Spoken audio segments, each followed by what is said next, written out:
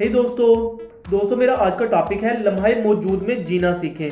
दोस्तों, हर इंसान ज़हनी तौर पर पुरस्कून रहना चाहता है, लेकिन सवाल ये है कि हम ऐसा कैसे कर सकते हैं।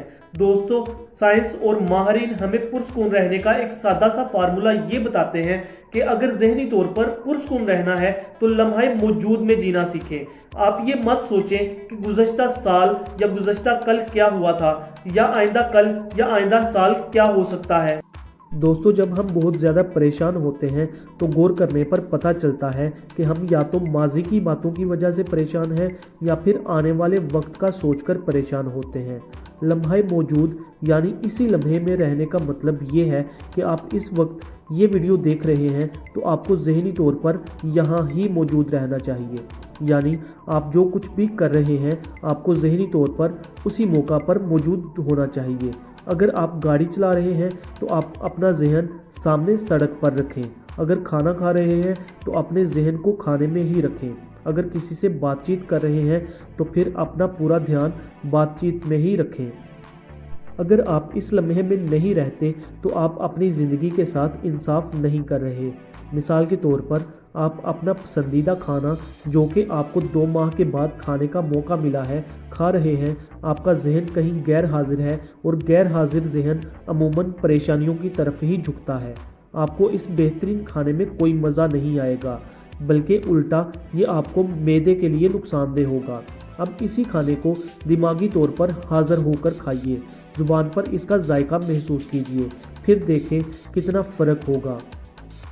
दोस्तों, यही मामला हमें किसी के साथ बातचीत करने के दौरान भी पेश आता है। जब हम किसी के साथ बातचीत में मसरूफ़ होते हैं तो दूसरे आदमी की बात पे हम ज़्यादा तवज्जो नहीं दे रहे होते और इसकी गुफ्तगू में दिलचस्पी नहीं ले पाते। थोड़ी देर बाद उस आदमी को एहसास हो जाता है कि आप उसकी बात में दिलचस्पी नहीं ले रहे और इसका नतीजा ये होता है कि फिर दूसरा आदमी भी आपकी किसी बात में दिलचस्पी नहीं लेता। दानिशवरों का एक कौल है कि आदमी या तो अच्छा बोलने वाला होना चाहिए या अच्छा सुनने वाला। दिमागी तौर पर गैर हाजिर रहने वाला शख्स ना तो अच्छा बोलने वाला हो सकता है ना ही अच्छा सुनने वाला। दोस्तों, लम्हा मौजूद ऐसा दिलचस्प मौजू है कि मैं इस पर पूरे 1 घंटे की वीडियो बना सकता हूं, लेकिन मेरा मकसद आप लोगों को कम वक्त में ज़्यादा बातें समझाना होता है। इसलिए मैं ये छोटी सी वीडियो आपके साथ शेयर कर रहा हूं। इस वीडियो को उन लोगों के साथ ज़रूर शेयर कीजिएगा जो मुस्तकबिल या माजी की बातों को लेकर परेशान, डिप्रेस या फिर मनफी सोचों का शिकार रहते हैं। इसी लम्हे यानी लम्हा मौजूद में रहने का दूसरा पहलू ये है कि जो इस वक्त मौजूद है इससे लुत्फ़ अंदोज़ हों, कल की फ़िक्र ना करें। हम में से ज़्यादातर लोग मुस्तकबिल की फ़िक्र में ही मरे जाते हैं और इस फ़िक्र में आज को भूल जाते हैं, आज से लुत्फ़अंदोज़ नहीं हो रहे। दोस्तों, ये भी एक तरह से अल्लाह ताला की नाशुक्री है और अल्लाह को नाशुक्री पसंद नहीं है। दोस्तों, आप अपने आज को ही अच्छा बनाएं, अपनी ज़िंदगी अपनी अल्लाह की दी हुई आसाइशों से लुत्फ़अंदोज़ हों। कल की फ़िक्र कल खुद कर लेगा। एक मुहावरा है कि कल किसने देखा है।